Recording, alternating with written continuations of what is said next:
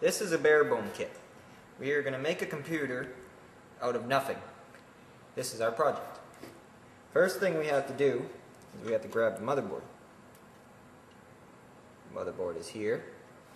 We got our socket 7 slots, our external slots, our power, all our drive connectors, RAM slots, etc. We put the chip. This is an Intel pen. It is recording. Restart again. Yep. And now we are going to put it in the computer. You always have to put that back in first because that's a lot easier on you. This is the cooling fin for it. That will go on later.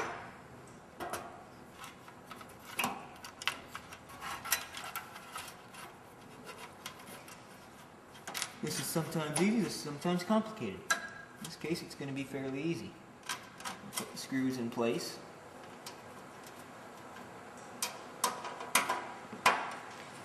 The motherboard, by the way, is the most important part of a computer. It is the speed, it contains the speed and controls all other drives in which the computer needs. Such as the hard drive runs off the motherboard. The hard drive is just the memory of the computer. The RAM slots carry the RAM, in which the RAM is memory which helps the computer load stuff faster. And play your games a lot better. Yay.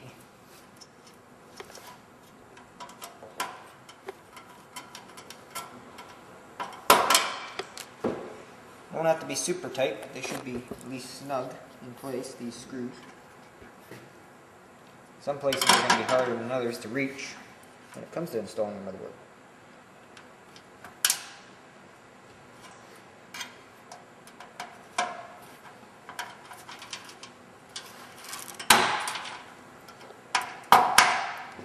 Okay, next thing you have to do is plug in your lights. There's always be one that will be blocked off so that it matches your motherboard. That one goes in like so.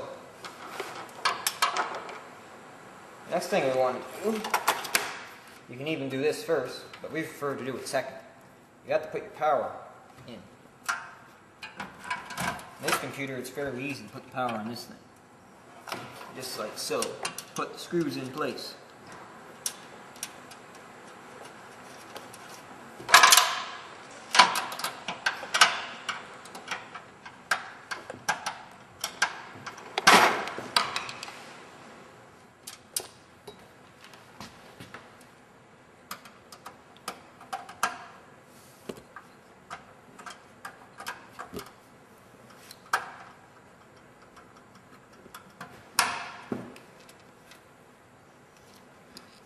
Power source powers your computer and all your other drives that go with it, such as the hard drive, the floppy disk, the CD-ROM drive. Without the power, you don't have much of a computer.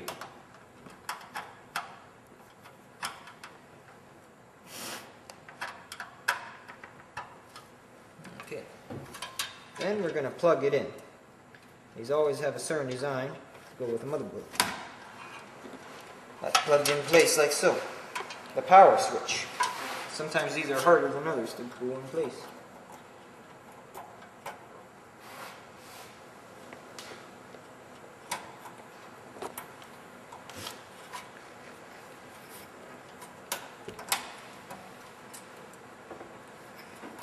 There we go. That is now in place. Now we're going to add our RAM.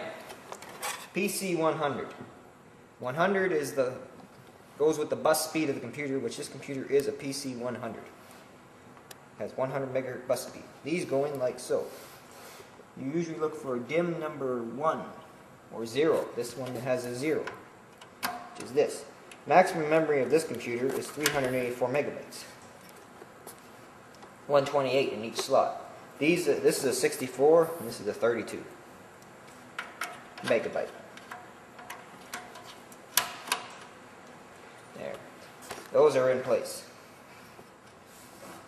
Processor speed is set to 200 already. And the jumpers will tell you how to do that with the switches. Now we have to put this in place. Usually you put a little bit of glue, but we don't have glue, so we're just going to stick it on to make it look like it's on. There. Now, since we don't have a fan, we'll put this in place, the fan cover.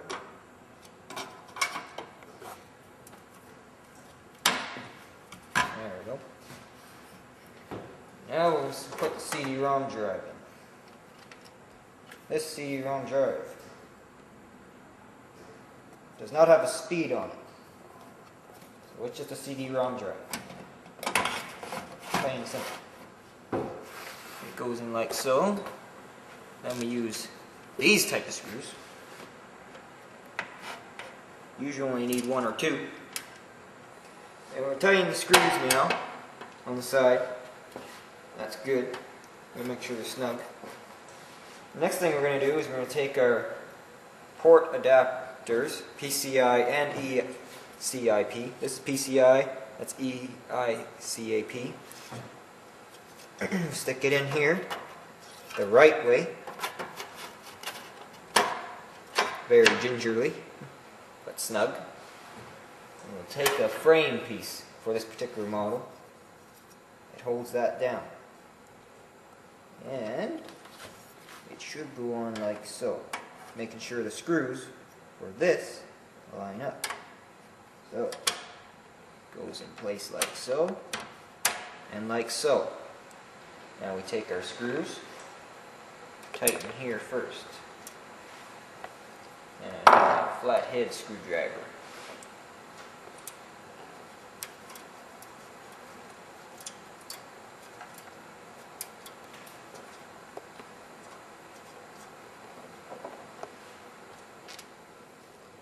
Which I did not bring my flathead screwdriver yet. Make sure you have your tools with you.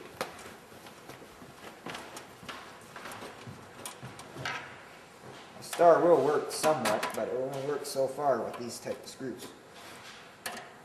Then you'll have to get a flat. I got my flathead now. A very big flathead, but got it. It goes in place. This don't have to be real tight, just snug. Now I've got to put the screws in here.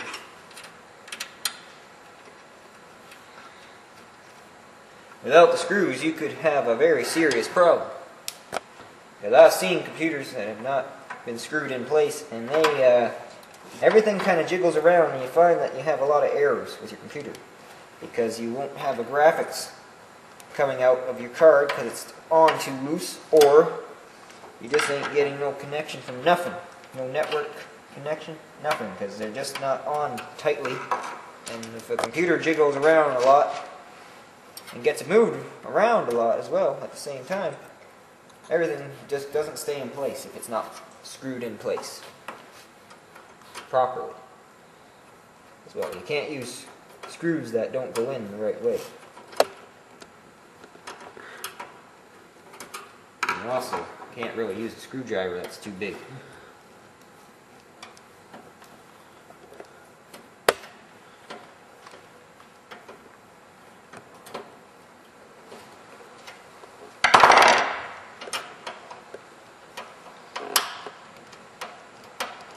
Alright, that's nice and tight.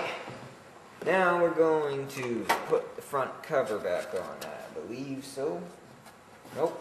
Actually, what we're going to do, I'm going to take this hard drive, 2.1 gig hard drive. Make sure it is set as a master, which it is not yet. There's master, slave, cable select. And I got to take the jumper, set it to master. Sometimes there's also a reading on the front, but on this one there is no reading on the front to tell you, so it's pretty. The hard drive goes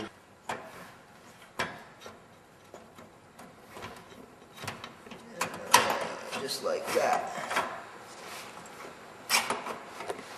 Then you gotta line the holes with the screw positions.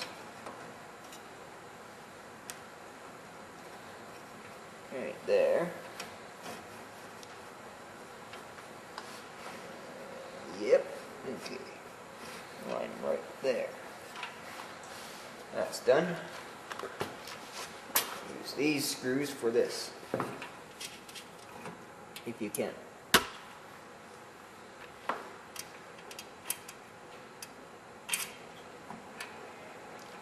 Sometimes you can't. Sometimes it's hard to get the hard drive in place. So you gotta put it in a spot that it would like to be. Sometimes the bottom is better, which it is for this particular case. The screws align up even better.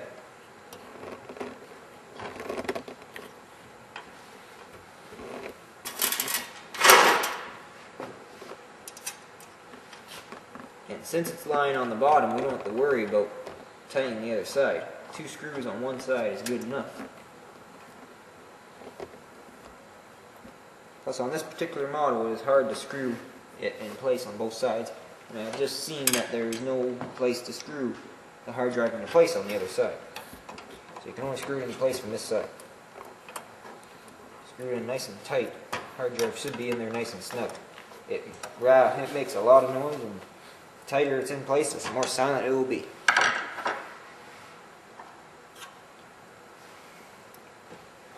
And now, for the floppy drive.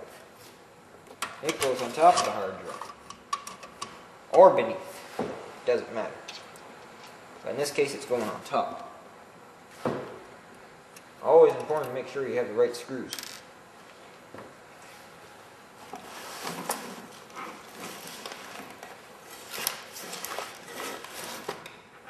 There they are. I found the screws.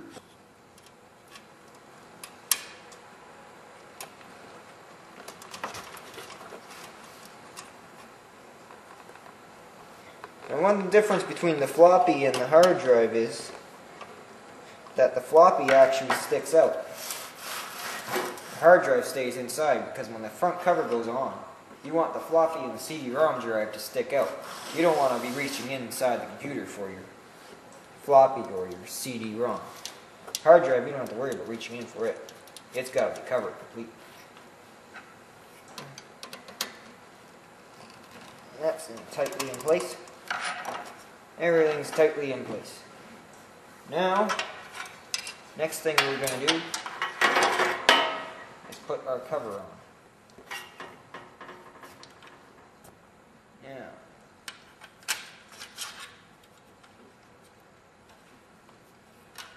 these are a funny type of cover. They go on one way. There we go. Snap and snap. Goes in on an angle like that. And I put it into place. Then we very carefully get it ready to be snapped into place.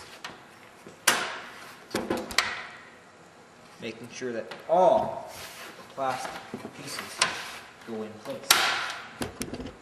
They should. And they have. There you have it. The computer is already mostly built. Ta-da. Now we're going to do our final things. Such as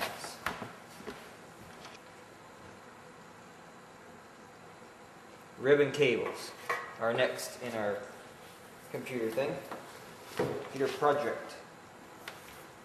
This is a drive ribbon cable for the hard drive in particular, because we only have one hard drive. So you gotta make sure they go in place. Some of them will have a mark on them. Some of them won't. Like it'll be a little hill. This one doesn't have it, but it does have these, which indicate that those must be up. If the hard drive has a little hump in it, they must be facing up. It'll be a little hump, a little square hill up. So we'll stick it in like so. And we'll stick it into our much larger ribbon cable drives.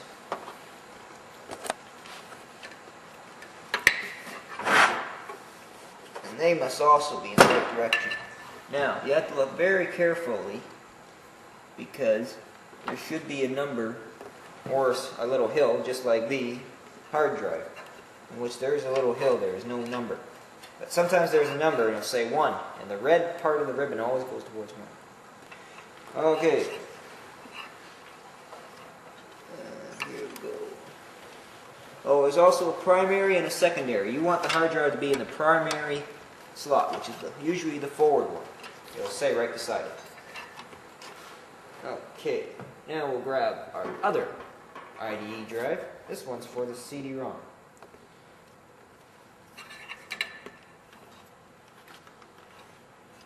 Remember to plug them in correctly. And keep all wires, as many wires as you can out of your way.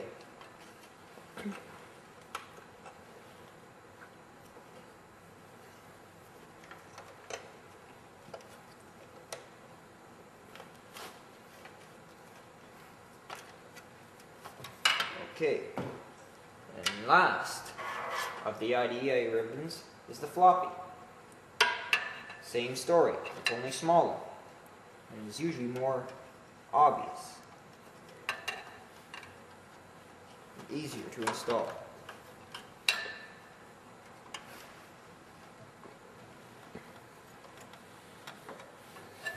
Now for power.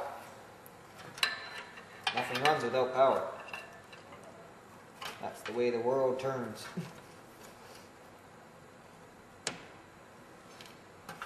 You'll notice how they have little hills on them, or slants, or whatever you want to call them. But they have to go in that way. That is indicated on the drive you were plugging into as well. If you try to put them upside down, you ain't going to get them in there. Got to put them in like so.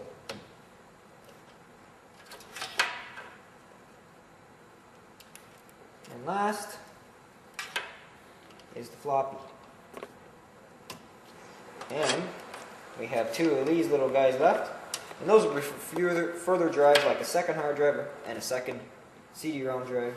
Last thing to do is to check all over again, make sure everything is still snugly in place.